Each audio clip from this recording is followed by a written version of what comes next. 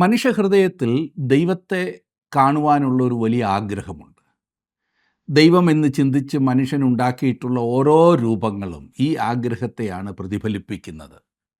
എന്നാൽ ദൈവം താനെന്ന വ്യക്തിയെ മനുഷ്യന് വെളിപ്പെടുത്താൻ ഇനിയും തീരുമാനിച്ചിട്ടില്ല എന്നാണ് ഞാൻ വിശ്വസിക്കുന്നത്. കാരണം ദൈവം തന്നെ അത് വെളിപ്പെടുത്തി തന്നിട്ടുണ്ട്.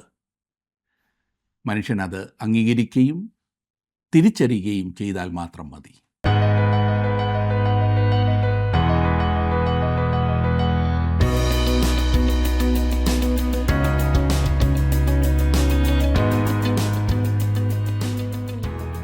ജീവസന്ദേശത്തിൻ്റെ യഹസ്കേൽ പുസ്തക പഠനത്തിലേക്ക് നിങ്ങൾക്ക് സ്വാഗതം.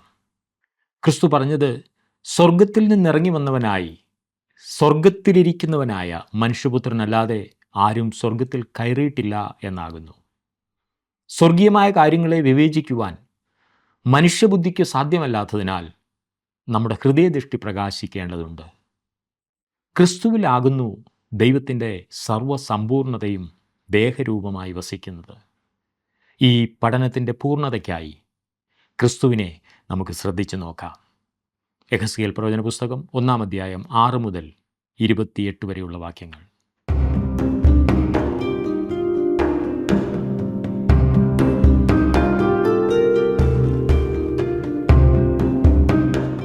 ഏതൊരു വ്യക്തിയുടെയും സാൻമാർഗികത ആ വ്യക്തിയുടെ ദൈവസങ്കല്പത്തിൽ അടിസ്ഥാനപ്പെട്ടിരിക്കുന്നു എന്ന് നിങ്ങൾക്കറിയാമോ? ഞാൻ ഒരു ദൈവത്തിലും വിശ്വസിക്കുന്നില്ല എന്ന് പറയുന്ന വ്യക്തിക്ക് താൻ തന്നെ ഒരു ദൈവമായിരിക്കും. അയാളുടെ മനസാക്ഷി, ആ മനുഷ്യൻ്റെ ധാർമ്മികതയും അയാളുടെ മനസാക്ഷിക്ക് അത്രയുമേ വരൂ. ഇവിടെയുള്ള പ്രശ്നം എന്താണെന്ന് ചോദിച്ചാൽ, ഒരു വ്യക്തി ധാർമ്മികതയെക്കുറിച്ച് താൻ മനസ്സിൽ നിശ്ചയിച്ചിരിക്കുന്ന നിലവാരത്തിനനുസരിച്ചുള്ള ദൈവങ്ങളെ തിരഞ്ഞെടുക്കുവാൻ നമ്മുടെ നാട്ടിൽ ഒരു ബുദ്ധിമുട്ടുമില്ലാത്ത ഒരു കാര്യമാണല്ലോ ഇത്. എത്ര ദൈവങ്ങളാണ്! ഇത് ഓരോ ദിവസവും പുതുതായി രംഗപ്രവേശനം ചെയ്തുകൊണ്ടിരിക്കുന്നു. എത്ര ദൈവപ്രത്യക്ഷതകളുടെ കഥകളാണ് നാം കേട്ടുകൊണ്ടിരിക്കുന്നത്. പ്രപഞ്ചത്തിൻ്റെ സൃഷ്ടിതാവും വിശുദ്ധനും നീതിമാനും സർവശക്തനുമായ സത്യദൈവത്തെ അറിയാതെ ഒരു മനുഷ്യനും യഥാർത്ഥ ധാർമ്മികതയിൽ എത്തിച്ചേരാൻ കഴിയുകയില്ല.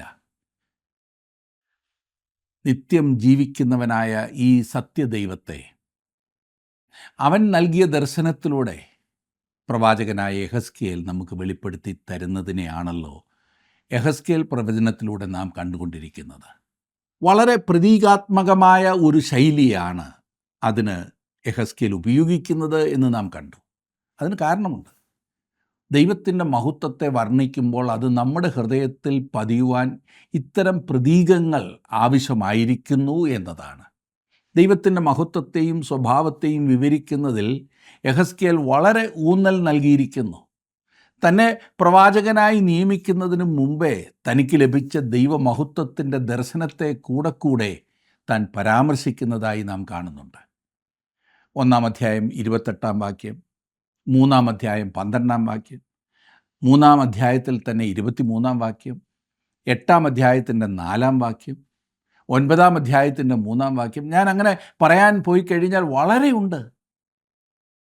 തനിക്ക് ലഭിച്ച ദൈവമഹത്വത്തിൻ്റെ ദർശനത്തെ കൂടെ താൻ പരാമർശിക്കുന്നതായി ഇവിടെല്ലാം നാം കാണുന്നു. തൻ്റെ നാമം അശുദ്ധമാകാതിരിക്കേണ്ടതിനായി താൻ പ്രവർത്തിച്ചു എന്ന് ദൈവം 15 പ്രാവശ്യത്തോളം പറയുന്നത് നാം ഈ പുസ്തകത്തിൽ കാണുന്നുണ്ട്. ഞാൻ യഹോവ എന്ന് നിങ്ങൾ അറിയും എന്ന് 60-ൽ കൂടുതൽ പ്രാവശ്യം ഇതിൽ പറഞ്ഞിട്ടുണ്ട്. ഹൃദയം തഴമ്പിച്ച ഇസ്രായേൽ ജാതിയോട് സംസാരിക്കുമ്പോൾ യഹസ്കേൽ പ്രവാചകൻ ആപ്തവാക്യങ്ങളും ദർശനങ്ങളും കടങ്കഥകളും ദൃഷ്ടാന്തമായ അഭിനയവും രൂപകഥകളുമൊക്കെ ഉപയോഗിക്കുന്നുണ്ട്. ഈ വിധത്തിൽ വളരെ നാടകീയവും ശക്തവുമായ വഴികളിലൂടെയാണ് യഹസ്കേൽ തൻ്റെ സന്ദേശത്തിലേക്ക് ജനങ്ങളുടെ ശ്രദ്ധയെ ആകർഷിക്കുവാൻ ശ്രമിക്കുന്നത്. 1-ാം അധ്യായത്തിൻ്റെ 5-ാം വാക്യം വരെ നാം ചിന്തിച്ചുവല്ലോ. ദൈവത്തിൻ്റെ ഒരു മേഘത്തേര് വരുന്നതായും അതിൽ വിചിത്രമെന്ന് തോന്നുന്ന 4 ജീവികളുടെ ഒരു സാദൃശ്യവും നാം കണ്ടു.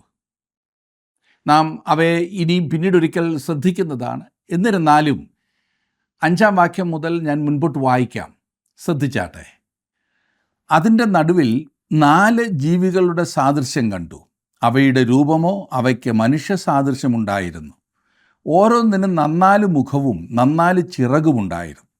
അവയുടെ കാൽ ചൊവ്വുള്ളതും കാലടി കാളക്കിടാവിൻ്റെ കുളമ്പ് പോലെയും ആയിരുന്നു.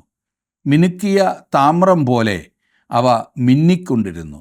അവയ്ക്ക് 4 ഭാഗത്തും ചിറകിൻ്റെ കീഴായി മനുഷ്യക്കൈ ഉണ്ടായിരുന്നു. 4നും മുഖങ്ങളും ചിറകുകളും ഇങ്ങനെയായിരുന്നു. അവയുടെ ചിറകുകൾ ഒന്നോടൊന്ന് തൊട്ടിരുന്നു. പോകുമ്പോൾ അവ തിരിയാതെ ഓരോന്നും നേരെ മുൻപോട്ട് പോകും. 10-ാം വാക്യം. അവയുടെ മുഖരൂപമോ അവയ്ക്ക് മനുഷ്യമുഖം ഉണ്ടായിരുന്നു. 4നും വലത്തുഭാഗത്ത് സിംഹമുഖവും ഇടത്തുഭാഗത്ത് കാളമുഖവും ഉണ്ടായിരുന്നു. 4നും കഴുകുമുഖവും ഉണ്ടായിരുന്നു. ഇവിടെ കാണുന്ന ജീവികളുടെ 4 വ്യത്യസ്ത മുഖങ്ങൾ എന്തിനെയാണ് സൂചിപ്പിക്കുന്നത് എന്നറിയാമോ? വെളിപ്പാട് പുസ്തകം 4-ാം അധ്യായത്തിൻ്റെ 6 മുതൽ 8 വരെയുള്ള വാക്യങ്ങളിൽ ഇതുമായി താരതമ്യം ചെയ്ത് നോക്കി പഠിക്കുവാൻ നമുക്ക് സാധിക്കും. അതെ, കർത്താവായ യേശുക്രിസ്തുവിനെ 4 വ്യത്യസ്ത വീക്ഷണത്തിൽ വെളിപ്പെടുത്തിയിരിക്കുന്ന 4 സുവിശേഷങ്ങളെയാണ് ഇത് നമ്മുടെ ഓർമ്മയിൽ കൊണ്ടുവരുന്നത്. വിശുദ്ധ മത്തായി എഴുതിയ സുവിശേഷത്തിൽ കർത്താവായ യേശുക്രിസ്തുവിനെ രാജാവായി ചിത്രീകരിച്ചിരിക്കുന്നു. തൻ്റെ രാജ്യത്വത്തിൻ്റെ പ്രതീകമാണ് സിംഹമുഖം. മർക്കോസ് എഴുതിയ സുവിശേഷത്തിൽ വെളിപ്പെടുത്തിയിരിക്കുന്ന കർത്താവിൻ്റെ ദാസ്യത്വത്തിൻ്റെ പ്രതീകമാണ് കാളമുഖം. ലൂക്കോസ് എഴുതിയ സുവിശേഷത്തിൽ കർത്താവിൻ്റെ സമ്പൂർണ്ണ മനുഷ്യത്വമാണ് ഉയർന്നു നിൽക്കുന്നത്. ഇതിൻ്റെ പ്രതീകമാണ് മനുഷ്യമുഖം. യോഹന്നാൻ എഴുതിയ സുവിശേഷത്തിൽ ജ്വലിച്ചു നിൽക്കുന്ന കർത്താവിൻ്റെ ദൈവമഹത്വത്തിൻ്റെ, അതായത് ദൈവത്വത്തിൻ്റെ പ്രതീകമാണ് കഴുകുമുഖം. ഈ പ്രതീകമാണ് ഇവിടെ നാം കാണുന്നത്. ഏദൻ തോട്ടത്തിൽ ജീവവൃക്ഷത്തിങ്കിലേക്കുള്ള വഴി കാപ്പാനായി നിയമിക്കപ്പെട്ട കെരൂബുകളോട് ഈ 4 ജീവികളെക്കുറിച്ചുള്ള വിവരണത്തിന് വളരെ സാദൃശ്യമുണ്ട്. അവർ ദൈവത്തിൽ നിന്നും മനുഷ്യനെ പുറത്താക്കുകയായിരുന്നില്ല.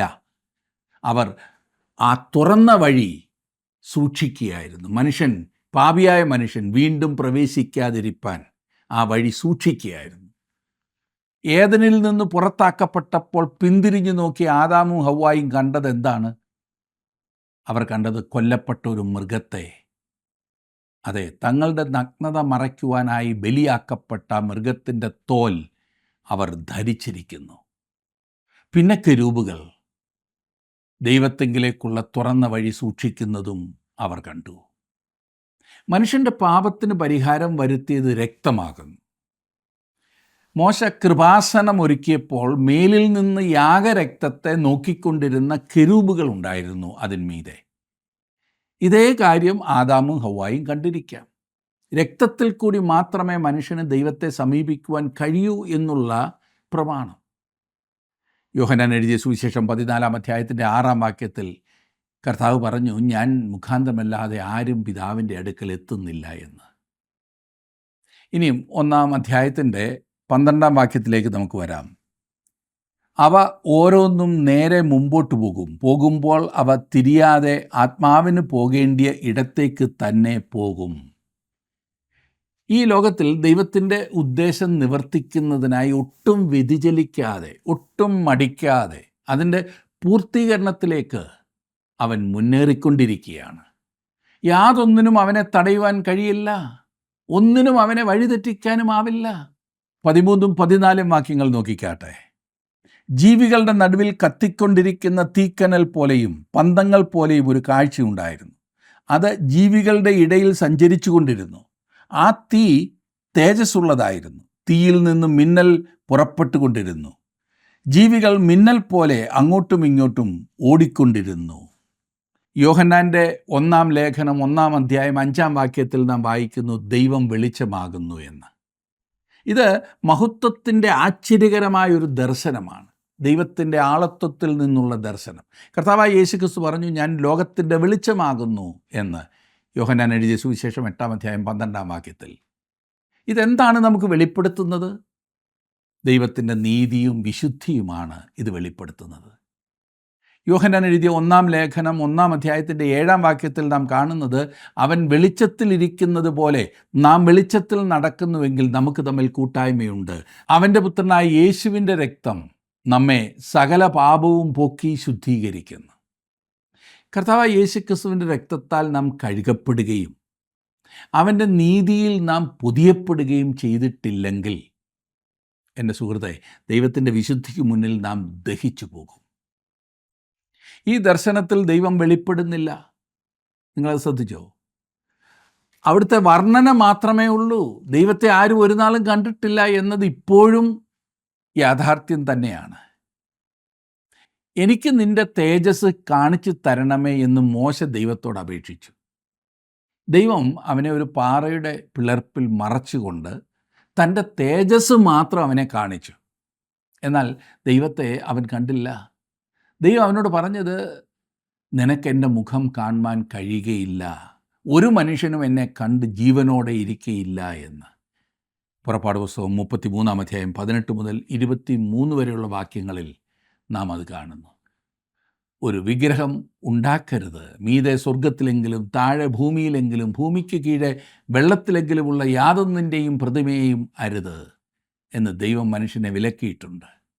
പുറപ്പാട് പുസ്തകം 20-ാം അധ്യായത്തിൻ്റെ 4-ാം വാക്യത്തിൽ നാം കാണുന്നത് 10 കൽപ്പനകളിലെ 2-ാമത്തേതാണ്. ദൈവം എങ്ങനെയായിരിക്കുമെന്ന് നമുക്കറിയില്ല.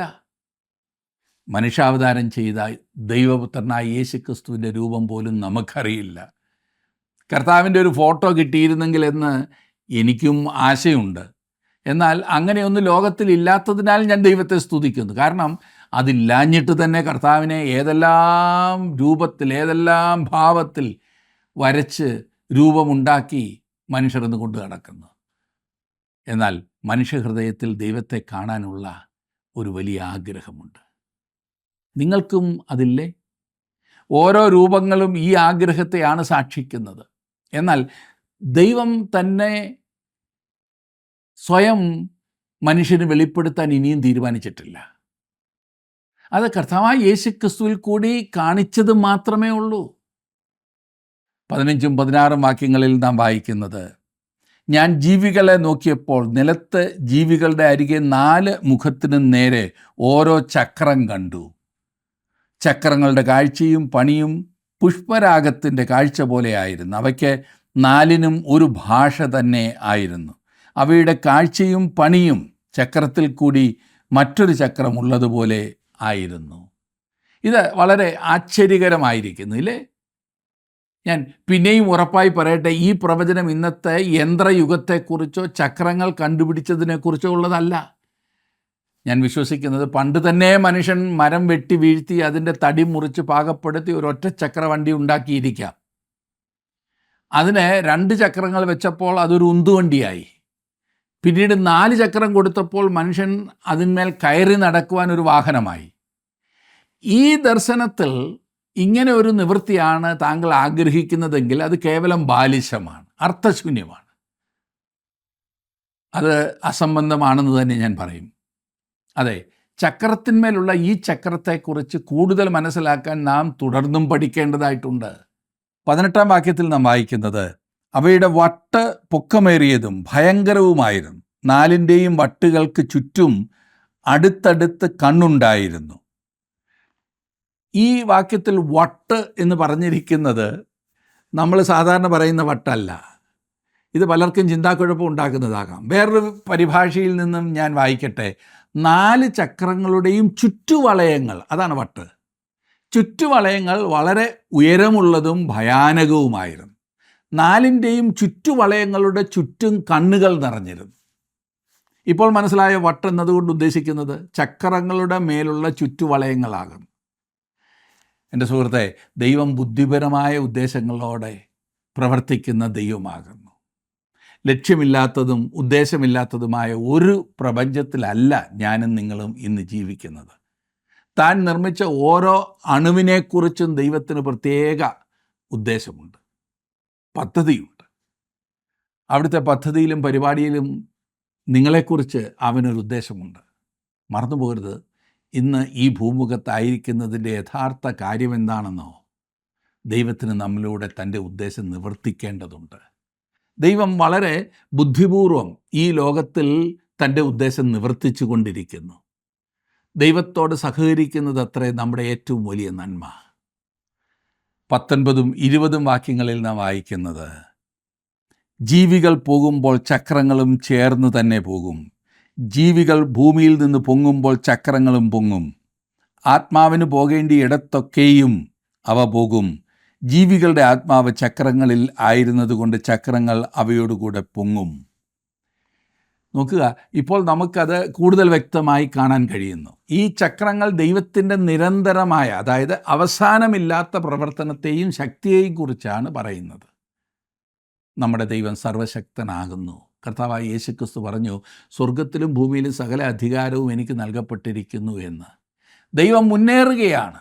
അവൻ തൻ്റെ ഉദ്ദേശം നിവർത്തിക്കുക തന്നെ ചെയ്യും. സുഹൃത്തെ, ഈ ദർശനത്തിലെ 4 ജീവികളെക്കുറിച്ച് വെളിപ്പാട് പുസ്തകം 4-ാം അധ്യായത്തിൽ നിന്നും വീണ്ടും നാം വായിക്കുന്നുണ്ട്. അവിടെ അവർ ദൈവസിംഹാസനത്തിന് കാവൽ നിൽക്കുന്നു.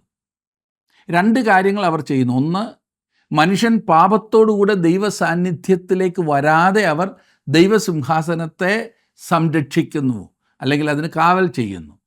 രണ്ടാമതായി, മനുഷ്യൻ വരേണ്ട വഴി അവർ ചൂണ്ടിക്കാണിക്കുന്നു. ക്രൂശിൻ്റെ പാതയിലൂടെ എനിക്ക് ഭവനത്തിലെത്തണം, ഇതല്ലാതെ മറ്റൊരു വഴിയുമില്ല എന്നിങ്ങനെ ചൂണ്ടിക്കാണിക്കുന്നു. കെരൂബുകൾ വഴി കാണിച്ചു കൊടുക്കുന്നു.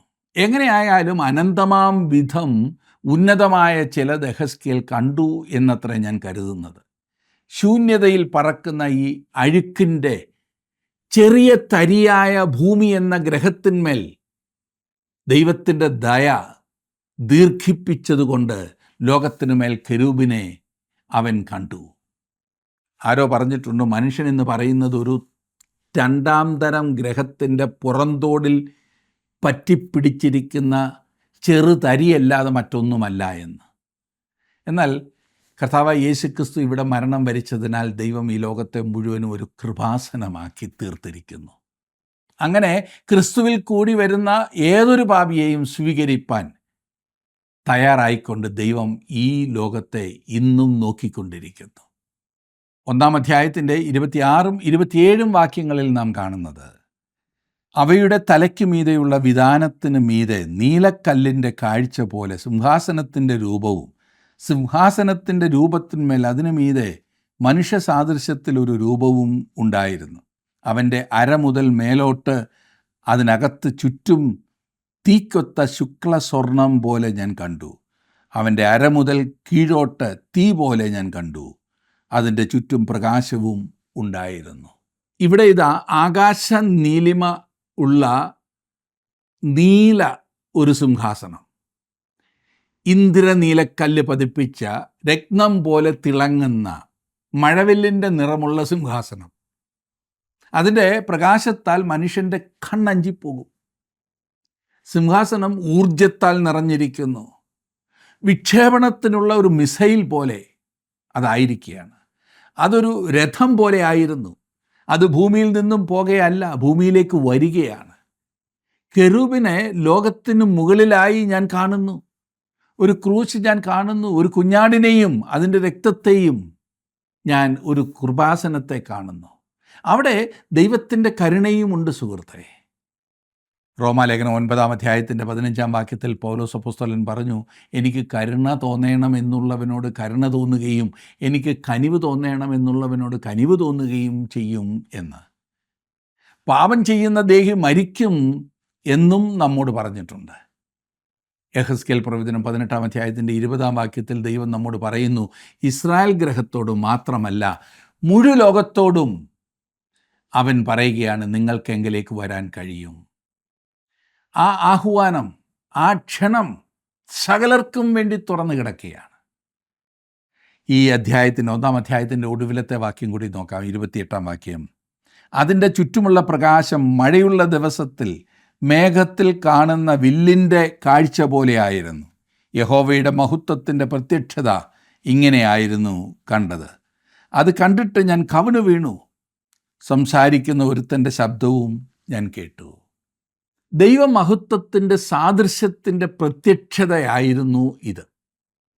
മോശ കണ്ടതിലും ദാവീദോ യെശയ്യാവോ ദാനിയേലോ ഒക്കെ കണ്ടതിലും അധികമായത് യെഹെസ്കേൽ കണ്ടു. ദൈവമഹത്വത്തിൻ്റെ ദർശനം താൻ കണ്ടു. ദൈവത്തെയല്ല, ദൈവത്തിൻ്റെ മഹത്വത്തെ, ദൈവത്തിൻ്റെ സാന്നിധ്യം അവിടെ ഉണ്ടായിരുന്നു. കർത്താവായ യേശുക്രിസ്തു ഈ ഭൂമിയിൽ വരികയും നമ്മുടെ മനുഷ്യത്വം താൻ സ്വീകരിക്കുകയും ചെയ്തപ്പോൾ അവൻ്റെ മഹത്വം നമുക്ക് ദൃശ്യമായിരുന്നില്ല. എന്നാൽ യെഹെസ്കേൽ ദൈവത്തിൻ്റെ മഹത്വം കണ്ടു. അത് കണ്ടിട്ട് ഞാൻ കവിണു വീണു എന്നാണ് പറഞ്ഞിരിക്കുന്നത്. ഞാൻ കവിണു വീണു. നോക്കുക, ഈ ദർശനം യെഹെസ്കേലിൽ എത്ര ഭയങ്കരമായൊരു ഫലമാകുന്നു, പ്രതികരണമാകുന്നു ഉണ്ടാക്കിയതെന്ന്. വാസ്തവത്തിൽ ഇതേ അവസ്ഥ തന്നെയാണ് നമ്മിലും ഉണ്ടാകേണ്ടത്. അതെ കർത്താവേ, ഞാൻ ഒന്നുമല്ലാത്തവനാണ്, ഞാൻ നഷ്ടപ്പെട്ടവനാണ്, എനിക്ക് നിന്നെ ആവശ്യമാണ്, ഞാൻ നിങ്കലേക്ക് തിരിഞ്ഞ് എൻ്റെ രക്ഷകനായി നിന്നെ സ്വീകരിക്കുന്നു എന്ന് പറയുന്ന ആ മനോഭാവം. പഴയ നിയമത്തിൽ മുഴുവൻ നാം കാണുന്ന ഒരു പ്രത്യേകതയാണ്, മനുഷ്യൻ ദൈവ സാന്നിധ്യത്തിൽ വന്നപ്പോഴൊക്കെ അവൻ കവിണ് വീഴുന്നത്. യെശയ്യാവിൻ്റെ ജീവിതത്തിലും ഇത് സംഭവിച്ചു. യെശയ്യാവ് പറഞ്ഞു, അയ്യോ എനിക്ക് കഷ്ടം, ഞാൻ നശിച്ചു, ഞാൻ ശുദ്ധിയില്ലാത്ത അധരങ്ങളുള്ള ഒരു മനുഷ്യൻ, ശുദ്ധിയില്ലാത്ത അധരങ്ങളുള്ള ജനത്തിൻ്റെ നടുവിൽ വസിക്കുന്നു, എൻ്റെ കണ്ണ് സൈന്യങ്ങളുടെ യഹോവയായ രാജാവിനെ കണ്ടുവല്ലോ എന്ന്.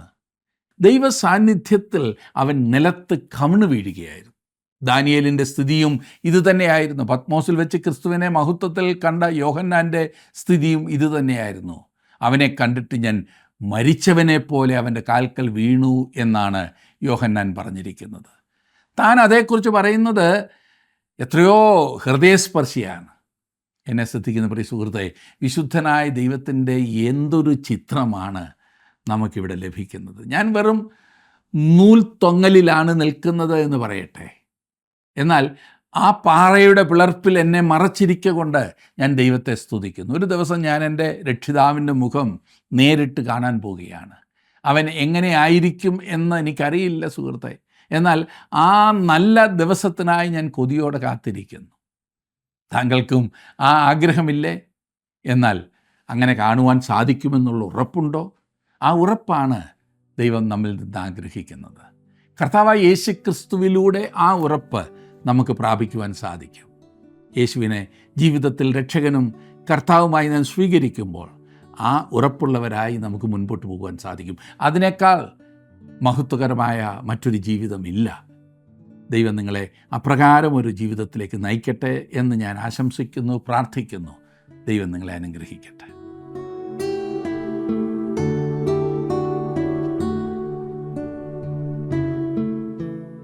ദൈവത്തിൻ്റെ മഹത്വത്തിൻ്റെ ദർശനം നമ്മിൽ സമൂലമായ മാറ്റം വരുത്തുവാൻ പര്യാപ്തമാണ്. പഴയ നിയമഭക്തനായ യോബിൻ്റെ വാക്കുകൾ ഒന്ന് ശ്രദ്ധിക്കണമേ. ഞാൻ നിന്നെക്കുറിച്ചൊരു കേൾവി മാത്രമേ കേട്ടിരുന്നുള്ളൂ, ഇപ്പോഴോ എൻ്റെ കണ്ണാൽ നിന്നെ കാണുന്നു. ആകയാൽ ഞാൻ എന്നെ തന്നെ വെറുത്ത് പൊടിയിലും ചാരത്തിലും കിടന്ന് അനുദപിക്കുന്നു. അതാകുന്നു ദൈവമഹത്വം കണ്ട ഒരു വ്യക്തിയെ തിരിച്ചറിയുവാനുള്ള അടയാളം.